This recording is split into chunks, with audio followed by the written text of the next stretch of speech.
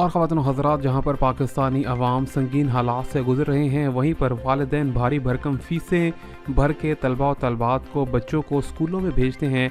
लेकिन आपको बताएं कि तलबा व तलबात जो हैं वो नशा आवर चीज़ों का इस्तेमाल करने में मशगूल नज़र आ रहे हैं।